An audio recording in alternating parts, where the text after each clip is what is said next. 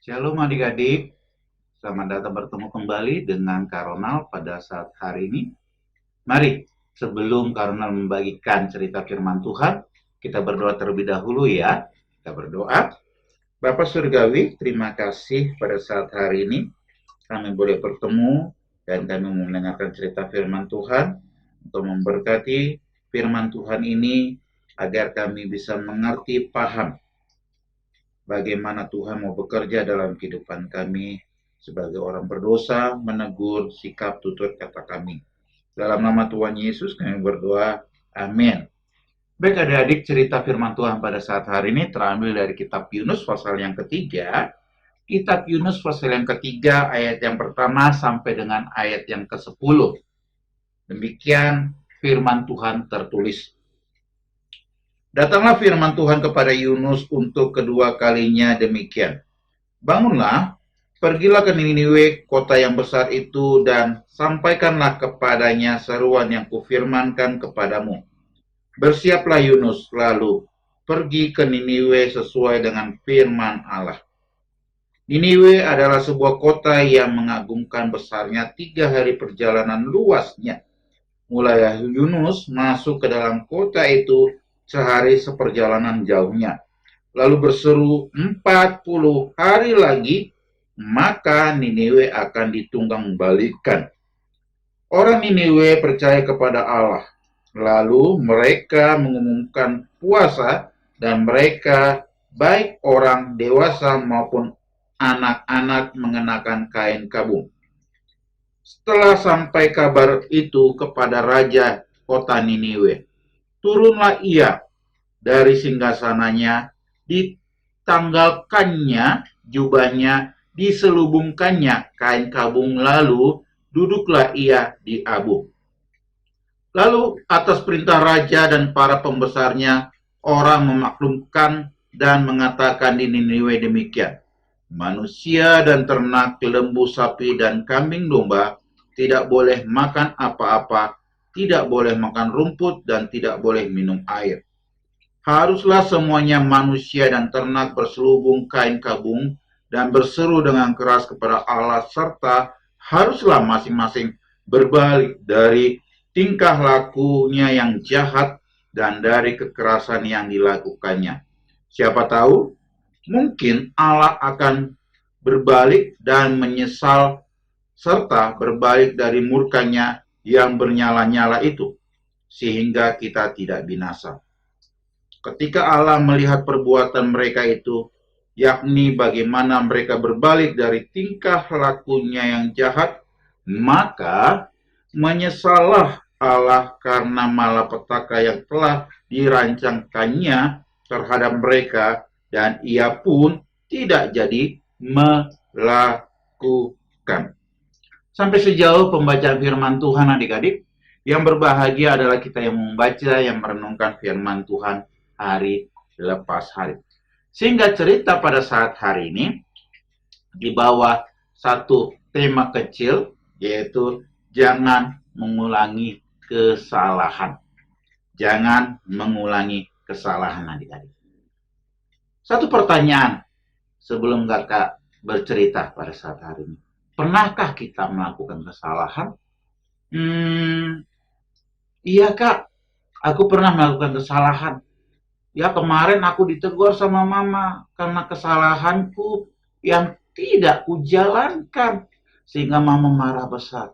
Oh iya, betul sekali. Pasti kita, setiap manusia yang ada di muka bumi ini, pasti kita pernah melakukan kesalahan. Ya, baik kesalahan kecil, ya, baik kesalahan yang disengaja dalam kehidupan kita sebagai orang berdosa. Nah, hari ini adik-adik kita belajar satu tokoh, yaitu Yunus. Ya, Yunus di dalam pasal yang pertama, Yunus lari daripada panggilan Allah. Ya, Yunus diberikan perintah untuk pergi ke kota Niniwe, tetapi Yunus pergi ke kota Tarsis. Ya, dalam perjalanannya Yunus melarikan diri dari panggilan Tuhan karena Tuhan Allah sayang kepada Yunus, makanya Yunus diproses. Ya, Yunus diproses oleh Allah. Ya, Lalu Yunus dimakan oleh ikan yang besar. Nah, di dalam perenungan di dalam ikan tersebut, adik-adik, Yunus bertobat. Yunus tidak mau mengulangi kesalahannya. Ya, akhirnya di hari yang ketiga, ikan besar itu dimuntahkan, ya, memuntahkan Yunus sehingga Yunus terdampar di daratan. Nah, di dalam pasal yang ketiga, adik-adik, disinilah kasih sayang Tuhan terbukti kepada Yunus. Ya, Yunus diberikan kesempatan kedua kalinya untuk menjalankan misi Bapa di sorga atas penduduk kota Niniwe. Ya, disinilah kasih Allah terbukti. Kenapa? Karena penduduk di kota Niniwe, adik-adik, itu sudah melakukan kesalahan, melakukan pelanggaran, dan kesalahan pelanggarannya itu sudah, wah, Tuhan Allah lihat sedih hatinya Tuhan Allah tersebut. Sehingga Tuhan Allah ini mengutus Yunus untuk memberitahukan 40 hari lagi kota Niniwe akan ditunggang balikkan di dalam ayat yang keempat. Ya, Yunus di tengah-tengah kota, ya, karena kota Niniwe cuma hanya 3 hari lamanya luas daripada kota tersebut. Mendengar seruan daripada Yunus, adik-adik, seluruh penduduk yang ada di kota Niniwe bertobat. Kenapa? Mereka itu sebenarnya percaya kepada Allah. Mereka pekakan suara Tuhan. Karena Yunuslah berbicara di tengah kota itu, di tengah lapangan itu, mereka betul-betul, oh iya, ini suara Tuhan loh. Kita harus bertobat. Akhirnya raja dan beserta penduduknya dan hewan-hewannya, adik-adik, ya, mereka betul-betul melakukan sikap. Ya, mereka menanggalkan jubahnya, ya, menudungi diri mereka dengan kain kabung. Artinya mereka menyesali perbuatan mereka, kesalahan mereka, kelakuan mereka yang keji di hadapan Tuhan. Dan langkah yang kedua, ketika mereka melakukan hal itu, langkah yang kedua, mereka berpuasa. Ya, mereka berpuasa supaya apa? Kesalahan pelanggarannya itu didengar oleh Tuhan melalui doa, dan mereka memiliki komitmen untuk tidak melakukan kesalahan yang sama. Akhirnya apa, adik-adik? Oleh karena kasih sayang Tuhan kepada kota penduduk di Niniwe, akhirnya apa? Ya, betul sekali. Ya, Tuhan Allah tidak, ya, membumi hanguskan, tidak menghukum kota Niniwe oleh karena kasih sayang Tuhan. Oleh karena mereka meninggalkan sikap kesalahan pelanggaran yang mereka lakukan, adik-adik.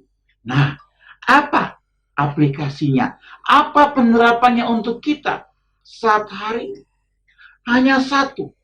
Ketika, ya, Tuhan Allah memakai orang-orang di sekitar kita, menegur kesalahan kita, pelanggaran di dalam diri kita, maka yang harus kita ambil sikap adalah, adik-adik, kita bertobat, miliki komitmen. Iya deh, aku nggak mau ganggu dede lagi. Iya deh, aku mau mengerjakan PR. Iya deh, aku mau tolong papi mami. Iya deh, aku mau sungguh-sungguh pergi ke sekolah minggu mendengarkan cerita firman Tuhan. Komitmen, adik-adik, janji. Itulah yang Tuhan ingin mau kita lakukan pada saat hari ini. Mari kita berdoa. Bapak Surgawi, terima kasih untuk firman Tuhan yang begitu jelas kami dengar dan kami pelajari pada saat hari ini. Ajarkan kami untuk kami tidak melakukan kesalahan yang kami perbuat dan itu menjadikan hati-Mu ya Bapa. Dan ajarkan kami untuk kami menanggalkan itu dan memiliki sikap komitmen yang baru, pembaharuan yang daripada Allah. Terima kasih banyak Bapak di sorga, dalam nama Tuhan Yesus kami berdoa. Amin. Oke, bye-bye. Sampai ketemu.